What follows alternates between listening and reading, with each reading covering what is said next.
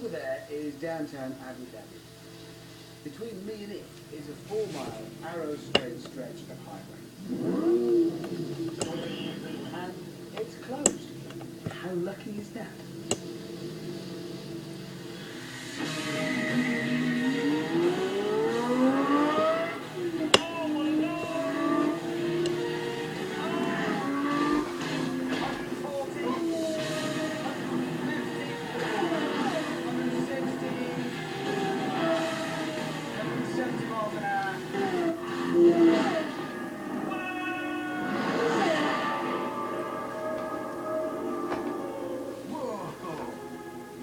The Lamborghini Murcielago LP670-4 SV, or to put it in plain English, the fastest Lamborghini ever made. It's also the last Murcielago that will ever be made, because a brand new replacement is coming next year. But rest assured that the old one won't be going quiet, because from every angle, this last hurrah looks absolutely evil. I mean, just look at that exhaust. If a Toyota Prius came up behind and saw that, it would literally wet its pants.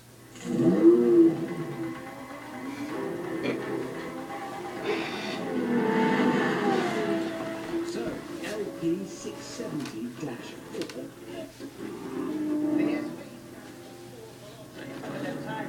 Hardcore models, well, since the Miura. The 4 is four-wheel drive. The LP stands for something. The 670 is the horsepower, which is 30 more than the last one, and also quite a lot. And whilst they've added power, they've also been busy stripping away weight. So it's 100 kilograms lighter than the standard car. It's got a new lighter exhaust system, more of it's made of carbon fibre, and it does all that up because the results are astonishing. 0 to 60, 3.2 seconds. Top speed, 212 miles an hour. They've also taken away the radio, but that's fine by me. Because that noise, that glorious noise. This V12 has basically been around since the Miura, and it too will die along with this car. And it is just as if it's howling. You'll miss me when I'm gone.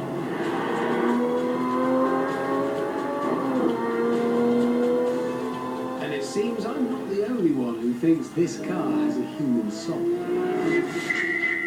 All car makers release official info with every new car, and usually this stuff is pretty dry. Here's Mercedes talking about the exhaust on the SL Black.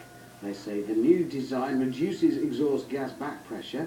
The acoustic side effect of this is to produce a distinctive 12-cylinder sound from the two trapezoidal tailpipes. By contrast, here's Lamborghini's latest info. They say that this exhaust in this car makes a sound that ranges from the heavy rumble of a stormy night, through the trumpeting of mighty elephants, to the roar of a raging lion.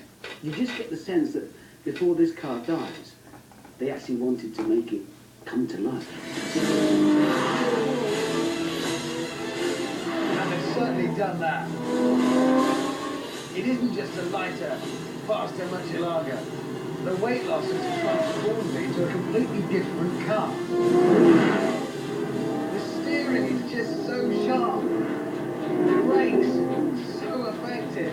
I mean, don't get me wrong, it's still a big, scary car, but it's so light and nimble on its feet.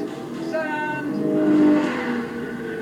Yeah, this would be a lot easier if the desert would stay still. The price for this outrageous curtain call? £270,000. And actually, that's quite cheap. It is. Because I think this thing can run not just with mere supercars, but with the more rarefied and expensive hypercars. There it is. That's an SLR 722. Like an SLR, only more. That is hypercar royalty right there. So, since we still have the roads to ourselves, let's see if the 722 can keep its royal status in a race between the lines. I think it's got what it takes. Let's find out.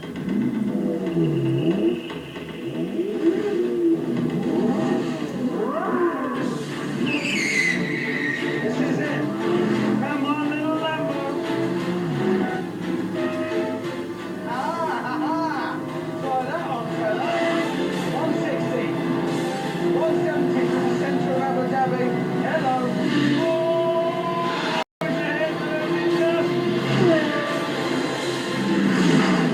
Man, this is close.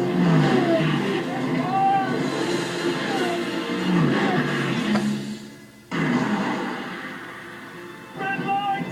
Oh, we're up to the red light! That is a truly ridiculous game.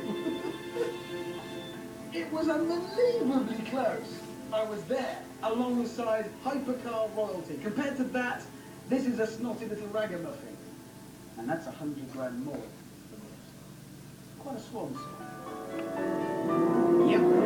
In its dying moments, the Murcielago has become one of the all-time supercar rides.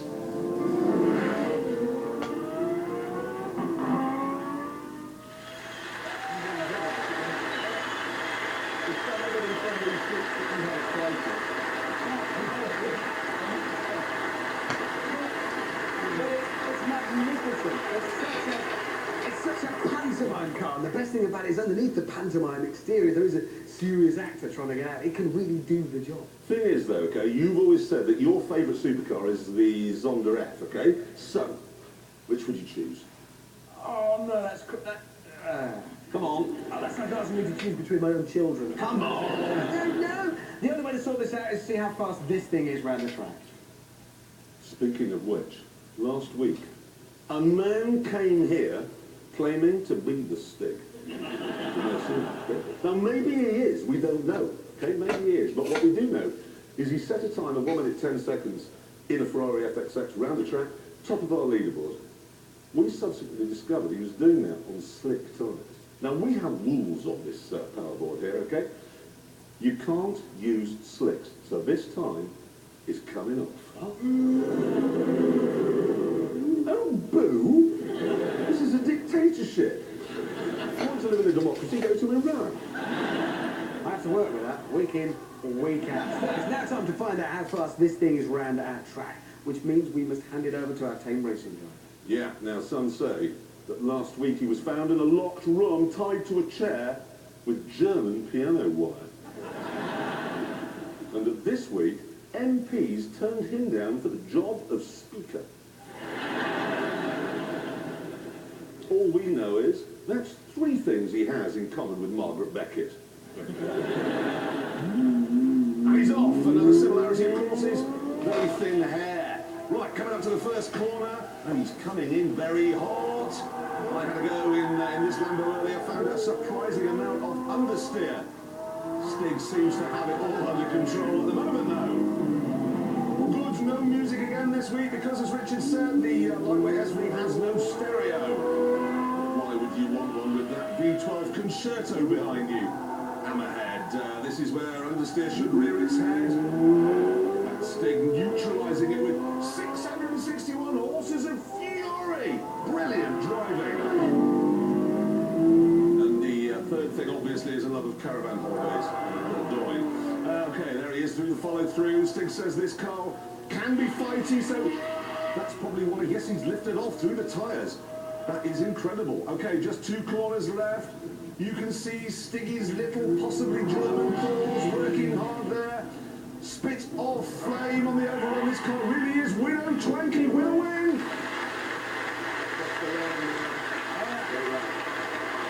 Where does it go? Hammond, you have the time. I have the time. Okay, here we go. It did it in 1:19 dead, which means it has graduated up from supercar to hypercar.